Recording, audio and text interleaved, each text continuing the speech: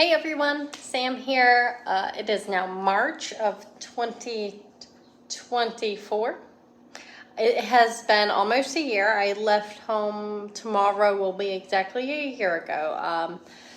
So I have a couple weeks left in the junior semester and 3 weeks plus tomorrow.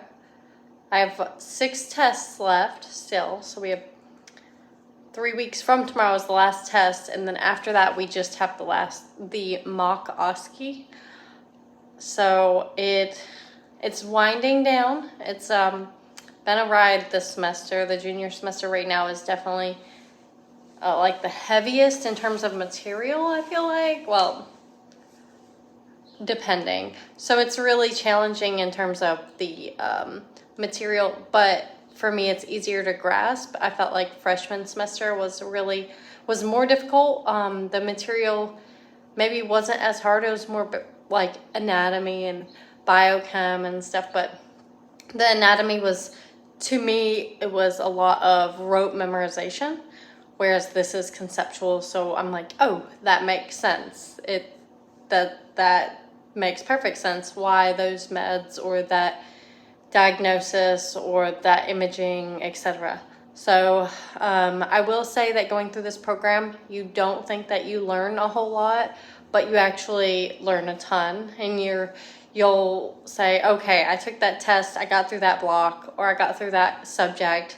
My brain cannot possibly hold any more information, but it can. As one of our teachers loves to put it, you will have penguins that will fall off the iceberg, but you need to try to recall them when you can.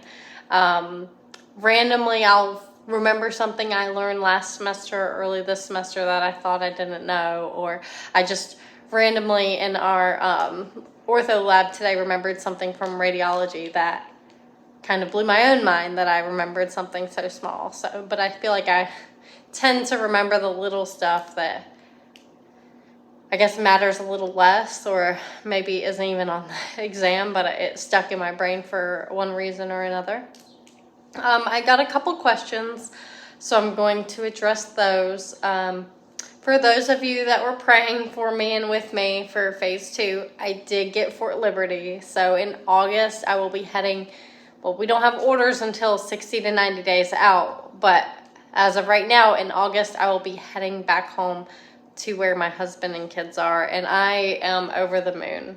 My husband did come a couple weeks ago with our youngest and visit for like a 4-day weekend. So I was really fortunate to have like a little woosah in the middle of all of this mess, because we did have that Monday there, we didn't have an exam, so it was the perfect timing for all of it. So and now we're in our 10 straight at the end, near the second half of the semester. I think the semester had 25 or 26 exams, so we are chugging right along.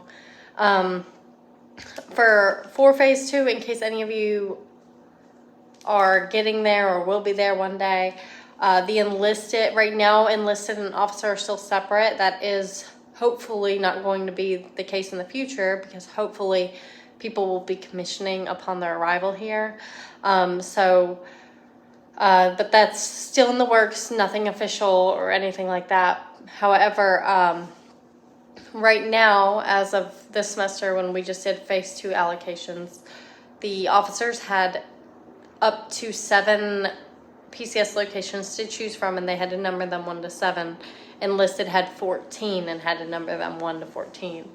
I will say that the lowest all the officers got their, so it's a little different for like guard and reserve, but I will say for active duty, and we are all Army, so take with that what you will, because we don't have any other branches in our class, but out of the active duty Army, the lowest anybody got was their number 4 choice, which, if you've been in the Army before yesterday, you know that that's a really good thing. So I am pleased. That's my number 1 choice to get back with my family, but I was going to be happy with my top 5. So the fact that everybody got within their top 5 is, I think, is amazing. So hopefully that's still the case when you guys come.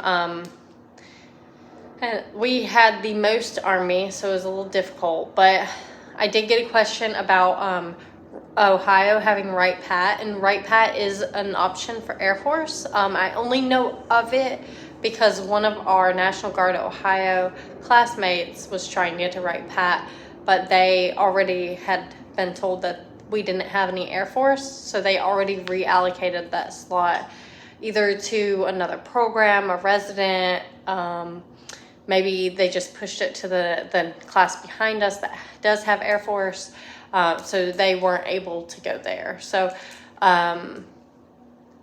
they try to get you as close to home as possible, but typically 9 times out of 10, they're not really going to send an Army to an Air Force base. So it can change. We do have one in our class going to an Air Force base. They started communicating with their state very early and often. So I recommend the same be done if there's anything like that for any other situation. But they had personal reasons for going there. So Right Pat is an option. I don't know of all the Air Force or Navy or anything like that. I know Coast Guard pretty much goes wherever there's an opening, because there's not a whole lot of them, and not a whole lot of bases, just Coast Guard. So just keep it in mind, be flexible. If you're Army, be prepared to go to an Army base or like a joint base. Most classes get 3 slots that stay here. We only got 2 because the class before us, there was an exception made and they got 4 slots. So they basically took one of ours to give to them. So if you're trying to stay here, you'll need more than I bought my house here or something like that. You need to have a certain reason that your family or you need to stay here. It might be continuity of care for something, but you're like, people were definitely, we had 8 people trying for 2 spots, so it did not work out in favor of most of those, as you can guess. So the other question I got was about like classes and prereqs and what I took before coming. I did get a bachelor's degree through Liberty University in healthcare informatics, a Bachelor of Science. I only took that because I was already like 75% or 70% or something towards a bachelor's, and I needed to fill in. I needed to be able to get the rest of my prereqs for IPAP, including like a chemistry and stuff that would actually fill the electives. And then I took some like computer classes, which I thought would make me smarter, but I don't think I retained any of it. It was a Penguin I pushed off to learn cardiology, to be honest, probably. So I got a bachelor's degree and in healthcare informatics. I did retake Gen Chem 2 right before I came outside of my degree, and that was because I had a chemistry that was too old and fell off, so I had to retake a chemistry to be eligible. I also took biochem right before, but that was because biochem was a prereq at the time that I was applying, which I believe it is no longer. So I didn't go out of my way to take a bunch of extra classes or extra things to help me. I will say I don't think a degree will make or break you. So if you're like, oh, maybe if I get a degree, it'll help me. But if it's going to cost you a lot of money or heartache, or you like take from your life in a negative way, I would not recommend somebody to never go for a higher degree. So if that's something you want to do as like a safety net, go right ahead.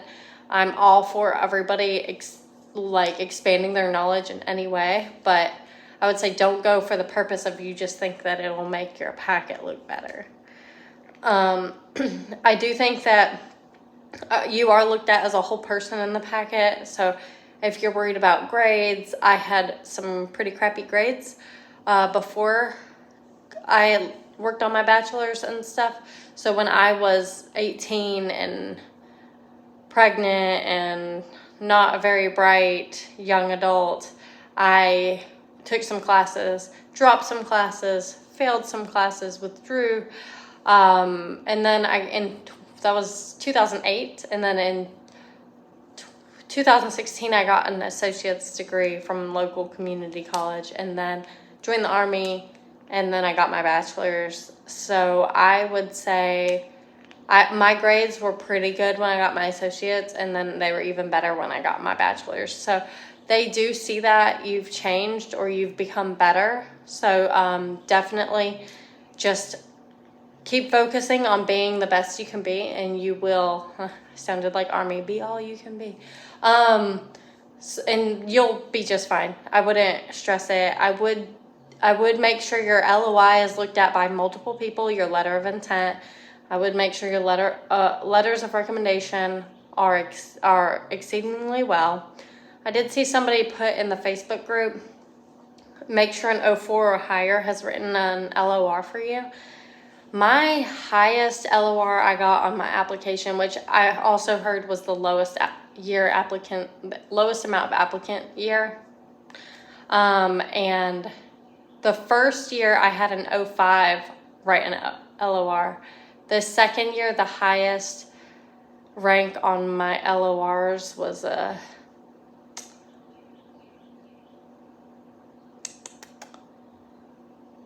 want to say it was a captain, or 03.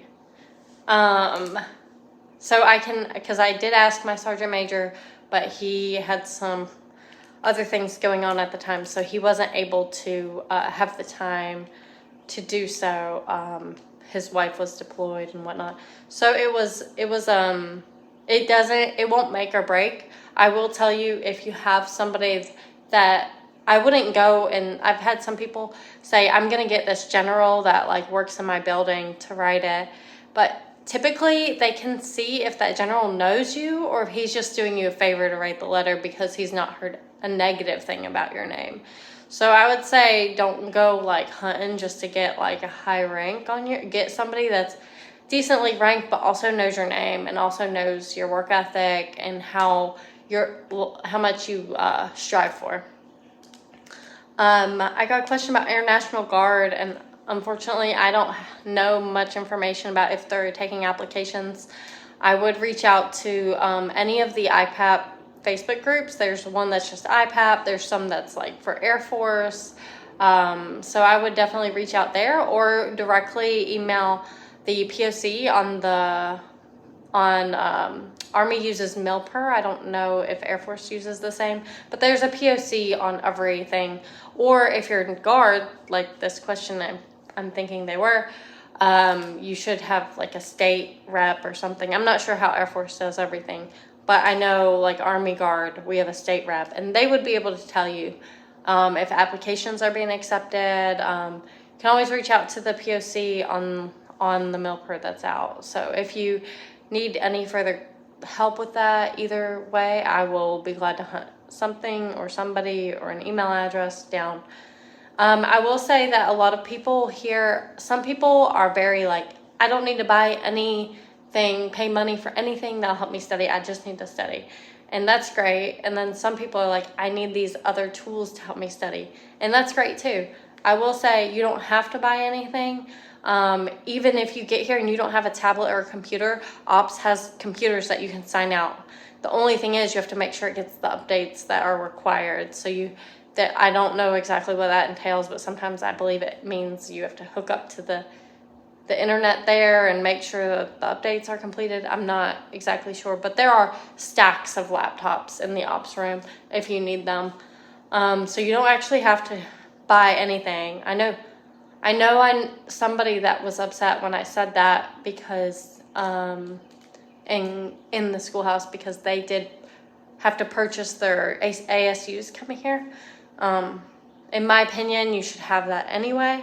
So that also should not be something you had to purchase just to be here. If units aren't holding you accountable for that, I don't think you can really get mad at IPAP for holding you accountable. So that's just a failure of your unit, in my opinion. But Neither here nor there. Just be prepared to wear ASUs. We've only worn them once this semester, I believe. Yeah, and it was, so I'm pleased. It's usually the last Friday of the month, so it would be tomorrow. I believe it's not happening because tomorrow, I don't know exactly why. I guess maybe because it's Good Friday, or there's not a lot going on, or they're just being really nice to us and not making us. So some of the resources, though, YouTube is going to be great for, I used to watch Ninja Nerd a lot in freshman semester. I kind of got off of him a little bit, but now I'm in the ologies again. I'm loving all of his, like, endocrine, cardiology, pulmonology. He's amazing. And if you do want to pay for him, my friend had, she paid for the like notes and things, the printouts, the handouts that are on his website. She found them very rewarding. She used them to get ahead over the semester break because she was very worried about EKG. And she said his notes are very similar to what we have. So he likely writes them off of the textbooks that we use as well. So, I mean, but it's a different layout, so maybe it'll work for some people better. I debated buying them, but I haven't pulled the trigger on that yet. But he's an amazingly smart person, Ninja Nerd. I also watched some of the videos and listened to some of the podcasts for Cram the Pants. It's really good. Dirty Medicine has some good videos. There's so many other ones out there that I found. Freshman semester, I don't know his name or the channel, but there was like a male that sang little songs to help remember, like, muscles and what they do, and for A&P1, and it was super good. So definitely find it if you can. They also have videos out there with mnemonics to help remember things. So everything you can think of is on YouTube. So it's an amazing resource and it's free. So can't beat it. I think I talked about pretty much everything I was going to talk about today. 6 tests left. After tomorrow, there will be 5. Right now, I am surviving and thriving to an extent in IPAP, and then I will have 1 semester left. I will check in with you guys after all of my tests in a couple weeks, right before I go on semester break, and then, if I remember, sorry, I've been extremely busy. Once I get through tomorrow's cardiology, I think I'll be right where I need to be. I'll be smooth sailing from the rest of the semester on out. But if you guys have any questions, feel free to email me, drop a comment, do whatever you need to do, send smoke signals. I will find you if I can. I'm built to be a lieutenant, though, I'll tell you that, with the amount of times I've gotten lost. But I hope you guys have a blessed rest of your March, what little is left, and I will talk to you again next month. Bye.